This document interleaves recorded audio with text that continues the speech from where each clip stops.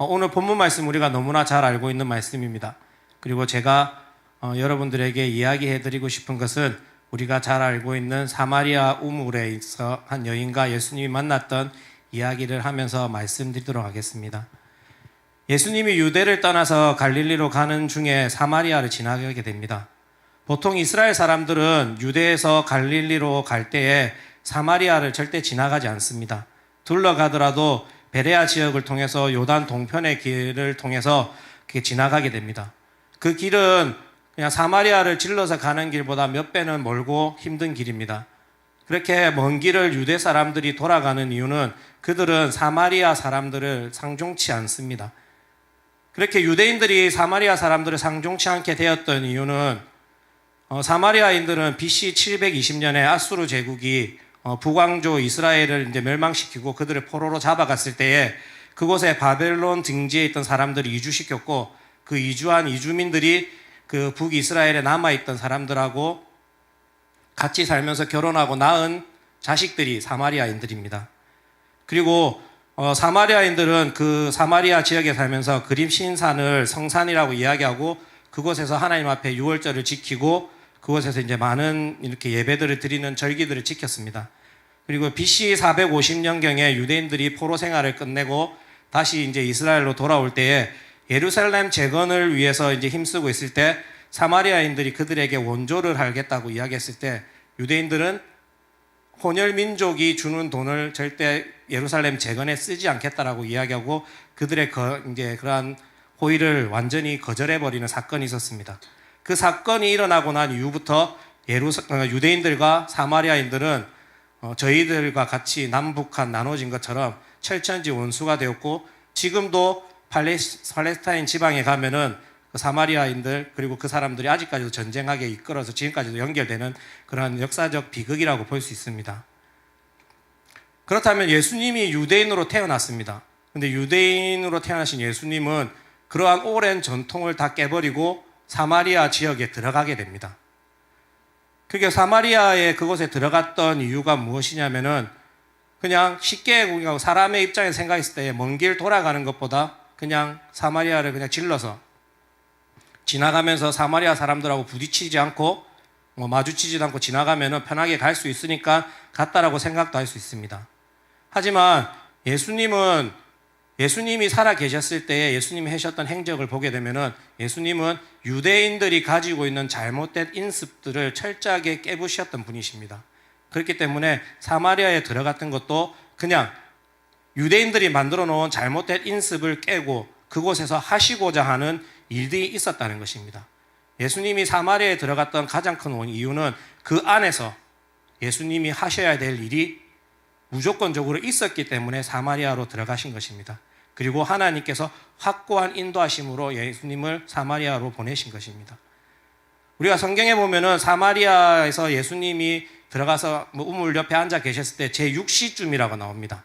근데 이 시간이 되게 애매한 게 뭐냐면은 저희가 알고 있는 사복음서 중에 마태복음, 마가복음, 누가복음은 유대인들을 위해 쓰여진 성경입니다. 근데 요한복음만 특별하게 시간대를 보면은 헬라인을 위해서 쓰여진 시간대를 가지고 있습니다.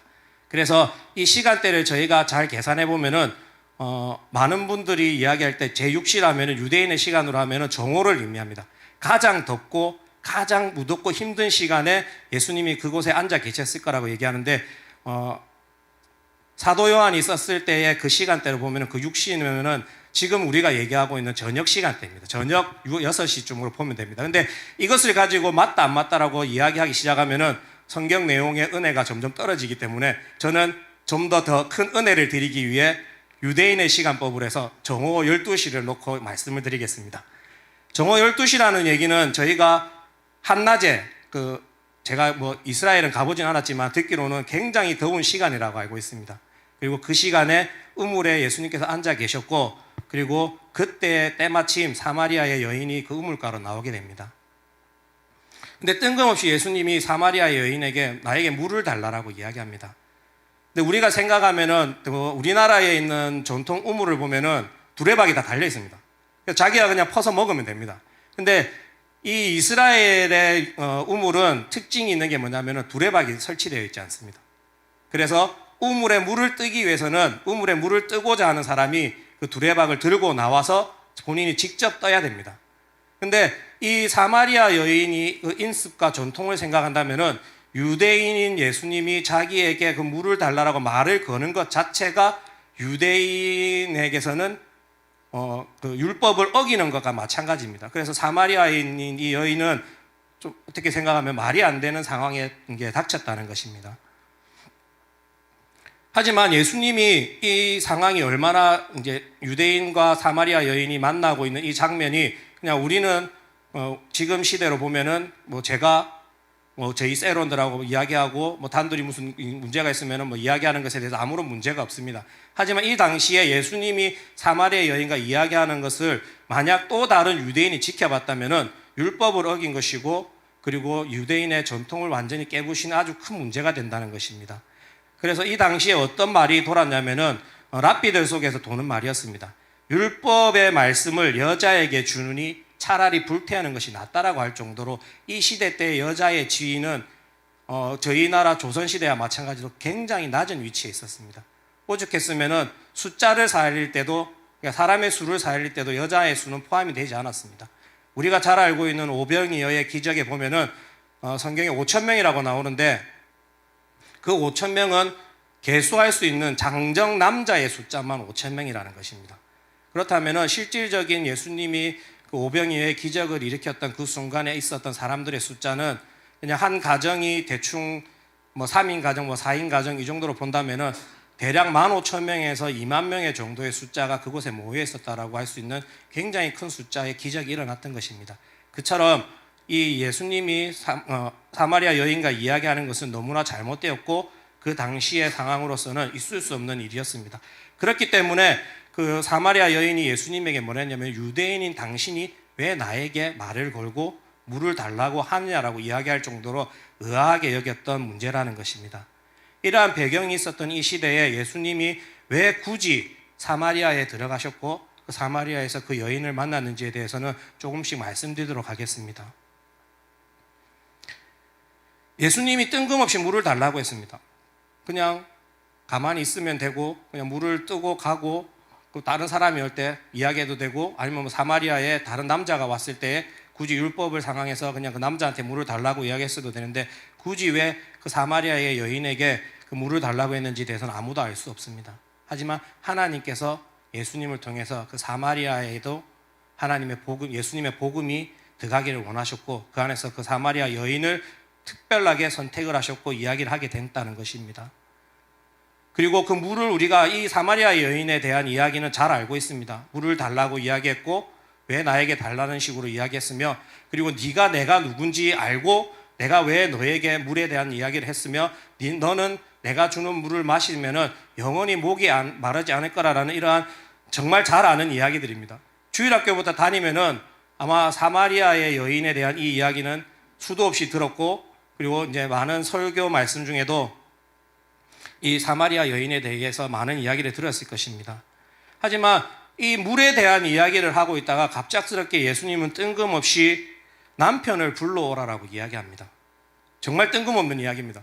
그냥 내가 주는 물을 마시면은 목마르지 않을 거다라고 한참 이야기하고 있다가 뜬금없이 사마리아 여인한테 남편을 데리고 와라 이렇게 얘기합니다. 근데 안타깝게도 이 사마리아 여인은 그 답에서 그 예수님이 남편을 데리고 불러오라고 했을 때 뭐라고 답을 하냐면은 나는 남편이 없습니다라고 이야기합니다. 그리고 예수님은 그래 네 말이 옳다. 네가 남편이 없다. 그리고 네가 5명이나 있었지만 지금 너랑 같이 있는 그 사람도 너의 남편이 아니다라고 이야기합니다. 이 말은 지금 시대에 만약에 누군가에게 그래 네 남편 없잖아. 너 잘못됐다. 아니면 너 아내 없잖아. 그 지금 사는 사람도 아내도 아니고 남편도 아니잖아라고 이야기하면은 큰일 날 문제입니다. 근데 예수님은 사마리아의 여인이 어떤 환경에 살았는지 알지 못하는 상황입니다. 사마리아 여인의 입장에서는 이 사람이 누구지? 왜 나의 과거의 잘못된 부분들을 다 알고 있을까 할 정도로 의아하게 여겼을 부분이었을 것입니다. 유대 율법에 남자와 여자가 결혼을 하고 아무런 이유 없이 이혼하는 것은 굉장히 큰 죄입니다. 그것은 하나님이 맺어주신 인연이기 때문에 인간의 힘으로 그 인연을 끊을 수 없기 때문에 그 부부의 연을 끊는 것을 굉장히 잘못됐다고 이야기할 정도로 이 시대는 문제가 되는 것이었습니다. 하지만 사마리아 여인은 5번의 결혼을 했고 지금의 같이 있는 남자조차도 남편이 아니라는 것입니다. 이때 사마리아 여인이 무엇이라고 이야기했냐면 예수님을 통해 정말 진정한 선생님이고 과연 선지자라고 이야기합니다. 여자는 자신의 잘못이 무엇인지 정말 잘 알고 있었다는 것입니다. 그리고 자신이 지금껏 살아왔던 이 모든 환경과 모든 순간순간의 이 모든 것들이 자신이 너무나 잘못한 삶을 살아있다는 것을 알고 있었고 예수님이 그 이야기를 했을 때 아마 마음속 깊숙한 곳에 큰 찔림을 받았을 것입니다. 그리고 그러한 예수님의 말에 그 질문에 있어서 그는 철저하게 자신의 답을 이야기했습니다. 그런데 더 웃긴 것은 남편을 불러오라라고 이야기하고 그리고 네가 있는 남편이 아니라고 이야기하면서 또다시 예수님은 다른 질문을 던져버립니다. 그게 오늘 본문 말씀입니다. 예배에 대한 것을 다시 이야기하신다는 것입니다. 그것은 사마리아 여인이 가지고 있었던 아픔이 깨끗이 회복되지 않는 이상 그러니까 사마리아 여인 내가 드리는 이 예배는 하나님이 결코 받으시지 않는다는 것을 의미하는 것입니다. 우리의 조상들이 오늘 본문 말씀에 보면은 우리의 조상들이 그리심산에서 예배를 드렸는데 왜 유대 사람들은 무조건 예배를 예루살렘에서만 드려야 되냐라고 의문을 품습니다. 사마리아인들은 평생을 그곳에 살면서 그곳에서 하나님 앞에 유월절을 드렸고 그곳에서 자신들도 이스라엘 백성이기 때문에 철저하게 절기를 지키면서 살아왔습니다. 하지만 유대인들은 그 절기를 지키는 것조차도 그들은 잘못됐다라고 이야기했고 유대인들이 예루살렘 성전에서 드리는 예배만이 진짜 예배라고만 이야기하는 그러한 상황이었다는 것입니다. 하지만 예수님은 그 여인에게 정확하게 이야기합니다. 여자야, 네 말이 맞다. 사람들이 하나님 앞에 예배를 드릴 때가 올 건데 그때는 예루살렘도 아니고 여기도 아니고 하나님이 원하시는 장소에서 예배를 드릴 때가 온다라고 이야기하는 것입니다. 그리고 그 예배의 장소에 예배를 드릴 때에 우리가 어떻게 예배를 드려야 되는지 철저하게 말씀해 주신다는 것입니다. 오늘 24절에 보면은 하나님은 영이시니 예배하는 자가 신령과 진정으로 예배를 드려야 된다고 말하고 있습니다. 이 말씀은 우리가 너무나 잘 알고 있습니다. 하나님은 영이시니 예배하는 자가 신령과 진정으로 예배를 할지니라.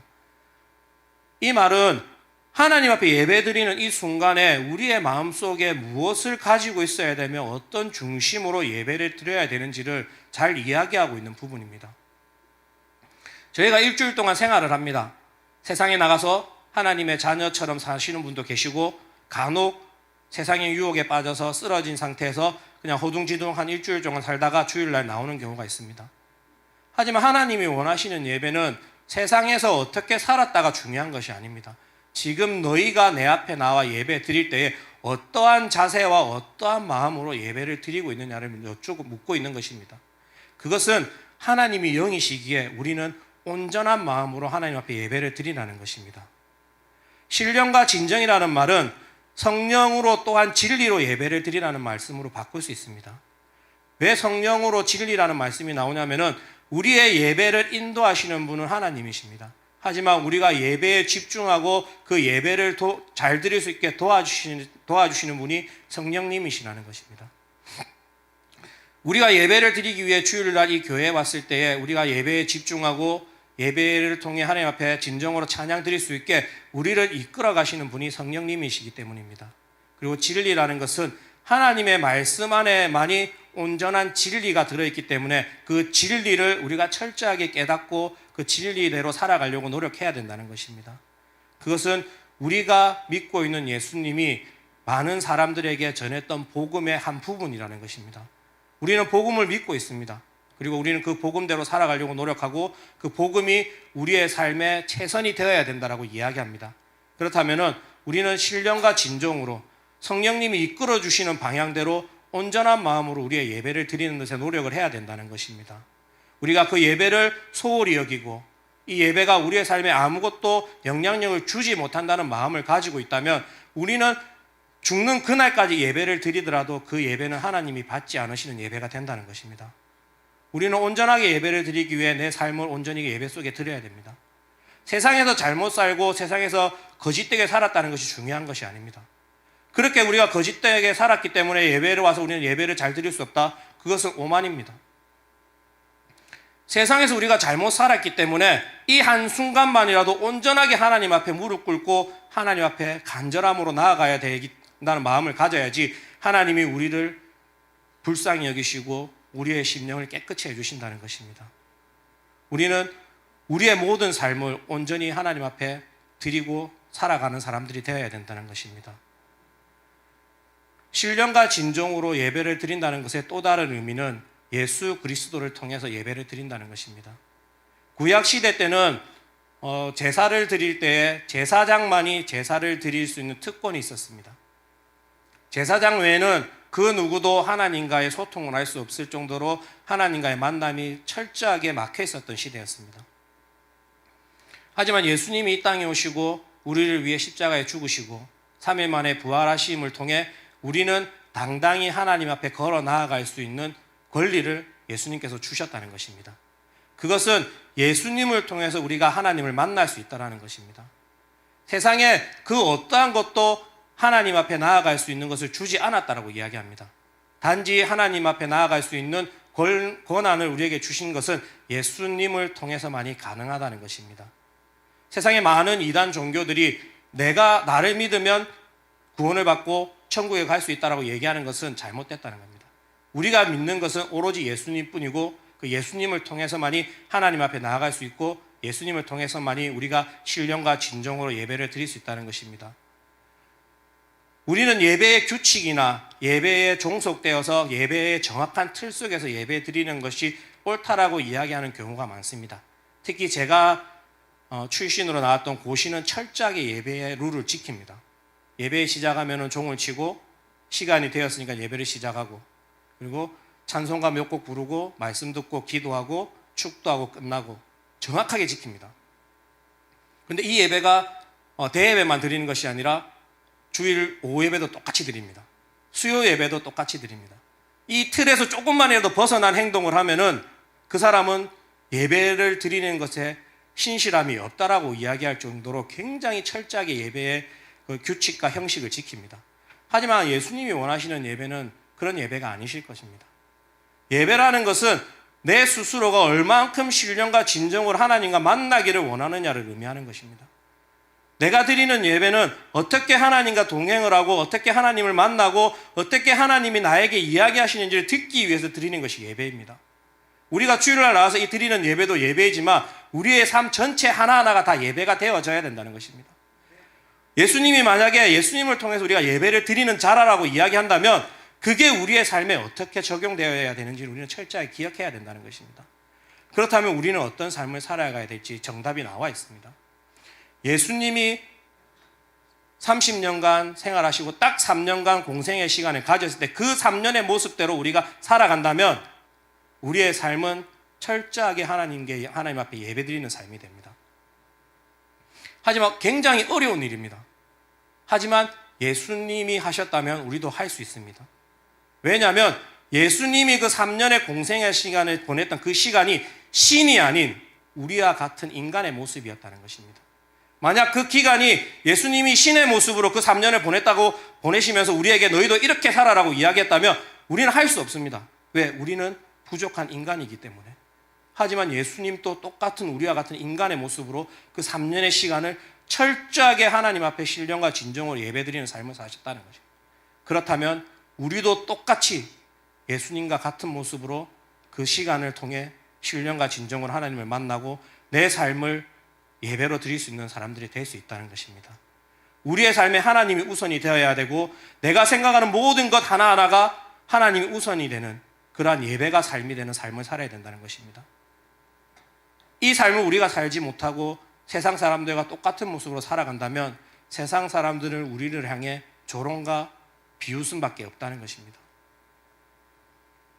세상 사람들이 기독교인을 조롱하고 비웃는 가장 큰 이유는 그들도 알고 있습니다.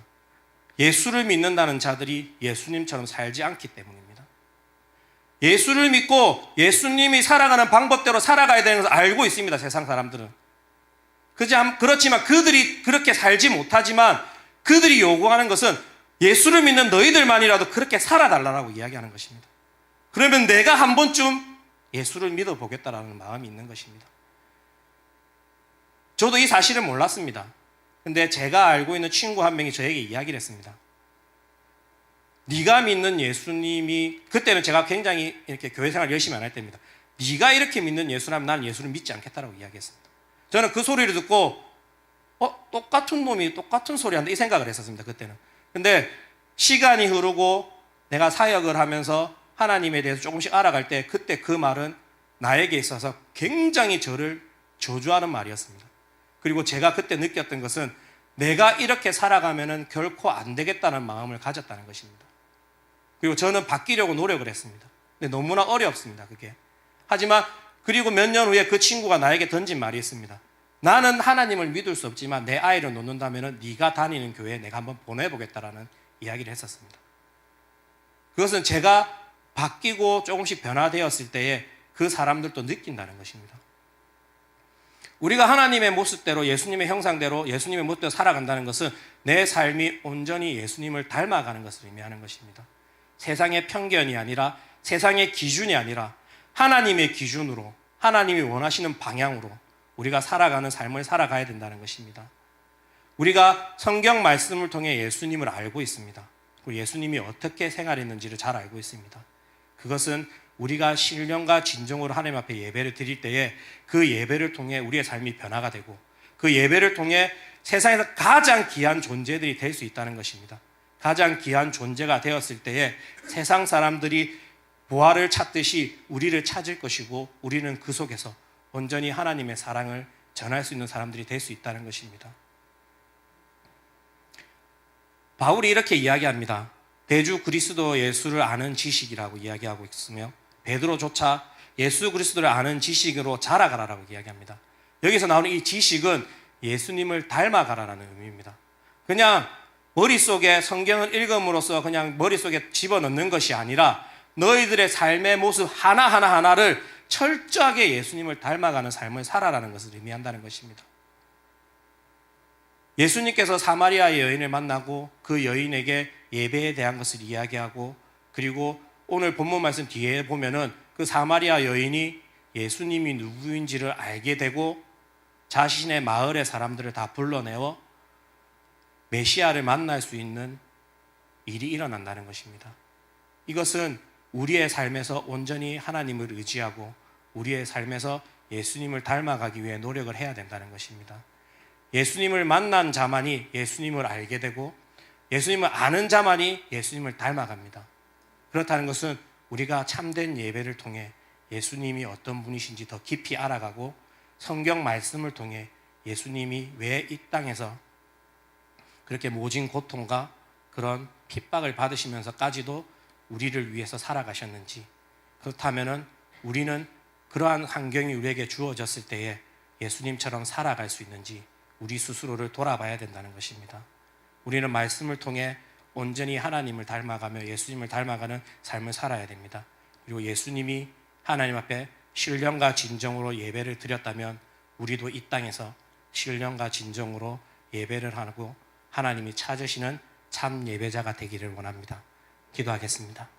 이 시간 기도하고 싶은 것은 우리의 삶이 부족한 것은 우리가 너무나 잘 알고 있습니다. 무엇을 하든지 부족하고 어떻게 하든지 부족하다는 것을 알고 있습니다. 하지만 그 부족함 속에서 내가 쓰러져 있는 것이 아니라 하나님, 나는 부족합니다. 하지만 내가 예수님을 닮아가고자 노력하고 있습니다.